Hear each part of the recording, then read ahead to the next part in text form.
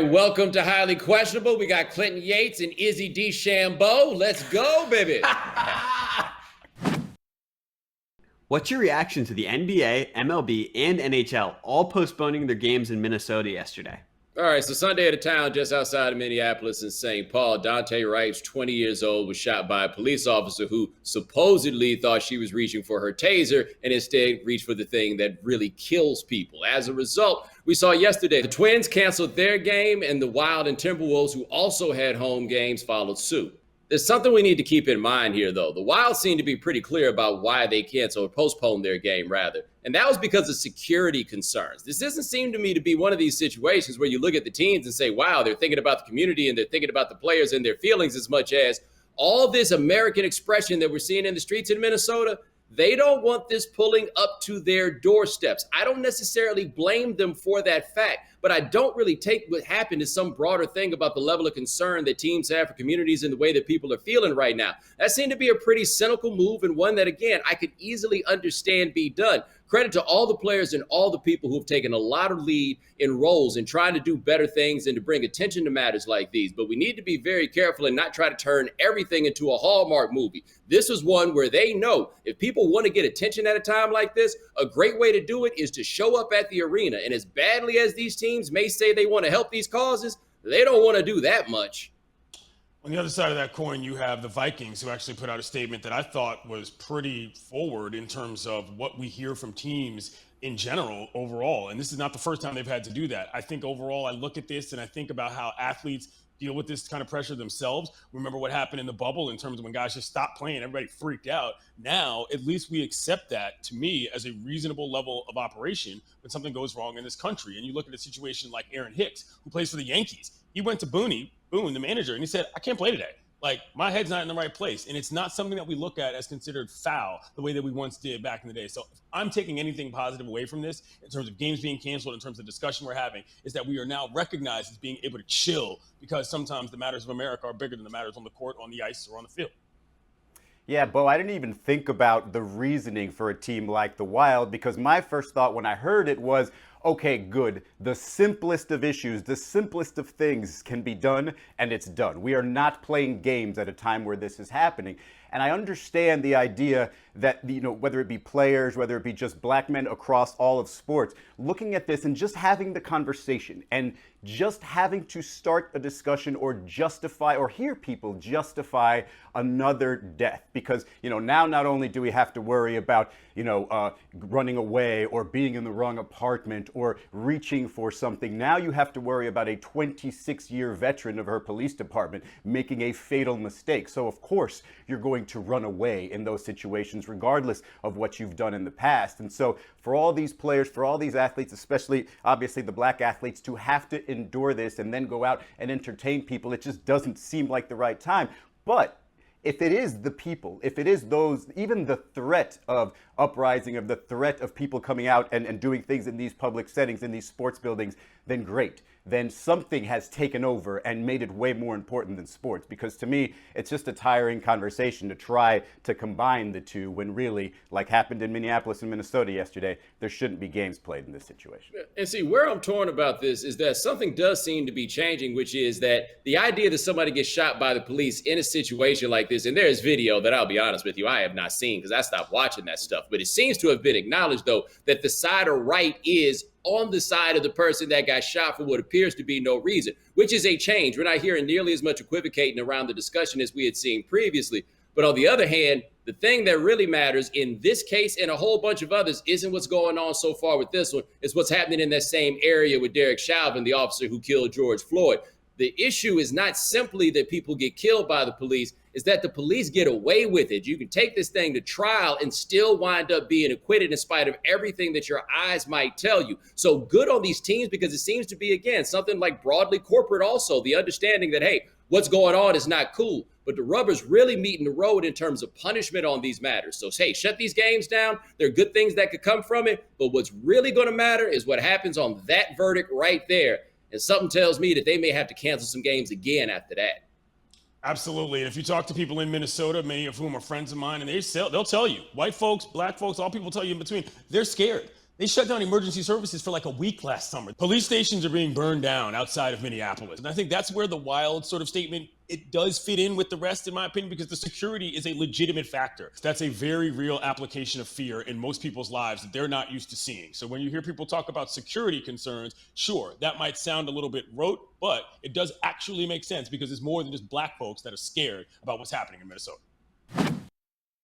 Are the Nuggets finished without Jamal Murray? Man, this one is disappointing because for those of us who have been watching Nikola Jokic have one of the greatest seasons of all time and realizing after they got Aaron Gordon that the Nuggets were legitimate contenders to win the West, now Jamal Murray tears his ACL playing against the Warriors last night. They are a +8 net rating with him off the floor. They're a -3 with him off the floor. I don't know how far they can go at this point without him, except I just said this thing about Jokic having one of the greatest seasons of all time, right? Like, it's really happening. Is it possible that what it's going to take for Jokic to get that MVP is to crank it into another gear and see this team keep it trucking without Jamal Murray? I don't think they have a real chance in the postseason because Murray was their other guy to get his own shot. But if somehow Michael Porter Jr. steps it up, which is possible, and Jokic steps it up, this could be really interesting to watch. They just ain't going to win no championship. Yeah, it's frustrating when you consider that, it could have been a number of other players, but Jamal Murray, their floor general, the other guy on the floor that you trust with his basketball IQ, and now, Michael Porter Jr., shooting 40+% from three, probably the best open shooter from three-point land in the league. And you've got Will Barton, a guy who they didn't have in the bubble last year, who can score in bunches, frankly, but you don't have that steady guy. You don't have the guy that you trust, especially in important playoff moments, to really pull the team together. If Jokic can do that, yeah, of course, it sort of boosts his MVP status, but there's probably a ceiling to that in the playoffs. He can't do everything during a 7-game season in the postseason. Teams are going to be able to scheme a lot more if you don't have a guy that can give you 50 on the outside. So again, Michael Porter Jr., can he do that? He can be a scorer, but not the same way. He can't really run the team the same way Jamal Murray can, so that really damages their chances. I think it's absolutely devastating. This is a good squad. And Jamal Murray, forget about the points and so on and so forth. That dude was simply just the meanest man on the court when he played. And there was a big factor of him as far as what he gave to the team and how they operate. I just don't see them being able to get back. I understand that Joker is one of the best players in the league, and the way he distributes and the way he scores is something unlike anything we've ever seen. But they're just not the same team. The opponent does not look at that team the same way without Murray, and I think that's going to affect them a lot. Expectations have reasonably changed for the Denver Nuggets as a result of this injury, and it sucks because I like Jamal a lot. He's a fun player to watch. All right, cool. Well, let's just ramp up the fun here. You know what's time for the Nuggets to do? Go back to Jokic running point. Remember when they were out there last year, a couple times out there with the biggest lineup that we had ever seen and Jokic running the point? I don't see any compelling reason not to. You're not going to win the championship. He's your point guard anyway. Give us something to watch, baby. Zion's running the point. Now it's your turn, Jokic. There we go. Because when I think of Jokic, I think of Zion. Does Luka Doncic have a point about the play-in tournament, or is he just salty that the Mavericks might be in it? All right, so we should probably start with the level of saltiness that Luka probably has about the fact that the Sixers kicked the Mavericks keisters in this game, that Ben Simmons put the clamps on them, and now the Mavericks are sitting at 7th in the West, which would mean they would be in this play-in tournament. And listen to how excited Luka Doncic sounds about that. Obviously, we're trying to get this 6th seed. I don't understand the idea of playing. You play 72 games to get in the playoffs, and then maybe you lose 2 in a row and you're out of the playoffs. So I don't see the point of that. But we're just trying here to get to the 6th spot, and I think that's our goal right now. No, Luka. You do see the point of it when you say we're trying to get to the 6th spot. The problem that the NBA has is nobody really cares that much about what the seeding is by the time it gets around to the postseason. So we get to the end of the year and you get a lot of games that don't necessarily matter. So you saying, I don't get the point of it, but we're going to try to get the 6th seed, that, buddy, is the point. The other thing worth bringing up is, why y'all even down there at that part of the standings in the first place? I thought this dude was supposed to be the MVP this year. Remember y'all told me he was going to be the MVP this year? You don't get to be the MVP with the 6th or 7th seed now, do you? I think what he's saying is sometimes what happens when people try to overthink things and it takes somebody coming in to just look at it and go, why are we doing this again? It's a reasonable question. There's an entire regular season. I understand you want to incentivize late season games, but they count the same. It's one game. You know what I mean? People always say, oh, they're later. They count different. No, they don't. In the actual math, it doesn't actually make sense to do this. And so, sure, the competitive element is there. But if the very players who are involved don't think it's very cool, I'm not against change for change's sake, but change it to something dope. This ain't that dope. Simple as that. Anybody else laughing at we've got a salty Luca and he's got the Joker Why So Serious t-shirt on at the time? And this is my question to this. Well, first of all, Luca, he said if you lose 2 games in a row, you're out. Well, if you lose 4, same thing. So I will say this, I don't really like it because it does devalue the regular season. And the whole point of this, if you just want to boil it down, is to get teams to not tank, right? Get more teams fighting for 8, 9, 10 spots, and maybe, that 11th team. And so it's just the very bottom of the league that's going to be bad. But we've heard Draymond Green talk about it. We've heard these other players talk about it. Nobody's really clamoring to be that 7 or 8 seed and considering that an accomplishment. Let me rephrase. Everybody outside the Washington Wizards are not clamoring and calling that an accomplishment. Only one franchise would. So it's not really going to keep teams from tanking if they see somebody like, I don't know, a Zion Williamson in the draft and they're just like, should I just tank it and try to get Zion, or should I try to take on the Clippers and the number 1 seed in the West? I don't love it. And again, devaluing the regular season is the whole point. Luka's got to be looking at this like, man, in Europe, if the regular season is everything. Over here, it's just about those 2-3 games at the end, which again, just more games. It's kind of like a 17th regular season NFL game. Doesn't really change the playoffs that much. And let me tell you, if there's anything the NBA won't hate, it's getting some primetime Luka. Like, if they get that, that's what he doesn't understand. Little did he realize they gonna have his face on the ticket for those games, even in the games he ain't playing. Up next on HQ. Oh, you tried to do it like that? Can't go in head Off first. rip, bad approach. There's an episode of Insecure where somebody's trying to head in parallel park, and we were all like, what are you talking about? What Okay. happens there? Why are you getting out of the car? Are they counting paces? What's going on there? Just the Masters? All right, this. Okay. Okay, no. Wow, not helpful. Wait a minute. How is this going to end?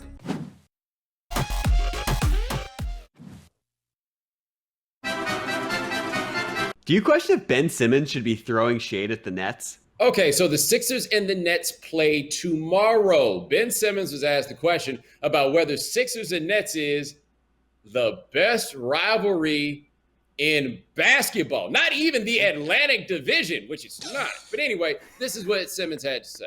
No, we're going for the past champs, the Lakers. They were the ones who won the championship, so you gotta give the respect to them. Obviously, Brooklyn has a lot of talent, but at the end of the day, there's only one ball. You gotta play defense too. So.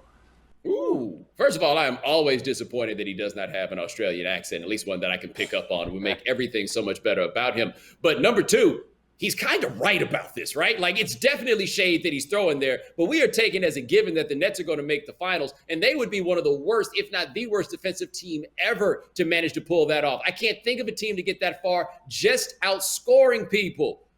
But we're going to see how it goes when they actually have to play against them after you said this. Yeah, there might not be a large window to sort of clown on the Nets, but we're still in that window because they're 25th in defensive rating, because you have no idea if Kevin Durant's going to be fully healthy, or James Harden's going to come back from this hamstring great, or if Kyrie Irving's just going to have personal days during the playoffs. We don't know. But what we do know is that the Lakers just now, without their 2 big guys, had Andre Drummond dominate the Nets, and as I mentioned yesterday, and this bears repeating, gave LaMarcus Aldridge the too small symbol when he backed him down. So right now, the Lakers, without LeBron and AD, absolutely own the Brooklyn Nets. So yes, this is shade. It's also 100% fact. That's the team he needs to worry about right now, not these supposed rivals. And to that exact point, this is why I'm starting to love the Sixers, because they talk their trash grown man style by just simply pointing out what's obvious and no need to get weird or whatever about it. And also, I was not aware that Mr. Simmons' chain game was this strong. My man is looking good with the herringbone. That was an excellent look. Hot boy summer, let's get it. I did not know he was moving like that. Good work out of him. Do you question if number 77 is playing the right position? All right, it is April, a tradition like no other. High school football in California. Oh, that's... Oh! I see you. Now, the question is he playing the right position? And the answer is obviously yes, because, I mean, once that heat comes for him, it may take 3 dudes to take him down in the pocket, but there are definitely 3 dudes who can catch him. I think there's a lot of potential in here, Bo. Talk about future of the game. The quarterback that can protect for himself. Who needs 5 offensive linemen? Just 2 are fine. Put other skill position people out there. Let me get more people to throw the ball to. This had shades of my favorite SEC quarterback of all time, Mr. Lorenzen, running around in Kentucky, slanging that thing with the gut hanging over. Who is this kid? He needs to be playing a different sport. Forget about a different position. He's pretty athletic for a guy that height. I could see him in the post or maybe even throwing that ball off the mound. That guy's got a little something on it. I like that. Not that impressed by a guy who's clearly like 6'3" throwing the ball far, but, I guess there was some accuracy involved. Was there? The guy was wide open. I just want to say rest in peace to the hefty lefty. But by the way, see, Clinton, you did that thing, man. This dude ain't even left-handed. You just found the one comparison of the 2 they had. Big old white dudes. Correct. We all know that the best hefty quarterback in the history of the SEC was Jamarcus Russell, who was even bigger than this young man. In his prime, Jamarcus Russell was bigger than him. Do you question if the bystander helped? We are going out to someone parallel parking, and the second bystander is the one to pay attention to. Oh, you tried to do it like that? You can't go in head Off first. rip, bad approach. There's an episode of Insecure where somebody's trying to head in parallel park, and we were all like, what are you talking about? Okay. What happens there? Why are you getting out of the car? Are they counting paces? What's going on there? Is the Masters? All right, okay. Okay, no. Wow, not helpful. Wait a minute. How is this going to end? Because, oh no. Oh, wow. Let me Wow. Absolute genius. Let me help this person learn how to parallel park. As somebody that lives across the street from a Costco parking lot, I see quite a few incidents of people trying to help one another. But the fact that she then drove off, making the point of you need to learn how to drive before anything else happens in your life. That is the priority here, not whether or not I'm getting out of here on time. Good work out of that. And you knew that was going to be a heavy job when they tried to start by going in with the nose in the first place. I would have been afraid that they was going to hit me with the car, but she was like, no, I am going to show you this and then make you feel terrible when I leave. Well, there's several signs. Like when the driver takes, was it a he or a she? I don't know. When the driver takes his or her head out of the window, entire body out of the window to look, and looking at the wrong side, Bo. Why are you looking at the street side? You should be looking at the curve side. And when you're getting help and you don't know what this symbol or this symbol means, then you're lost. You're never going to make it as a driver. You probably should have to take your driving test over again because you're going to fail. She was trying to help drivers all across this great city to avoid having to deal with this situation again and teaching him or her how to parallel park. You have to teach them first before you just make it easy on them. Or you could just get in your car and leave. Although trying to leave while that person was doing that could have also resulted in an accident.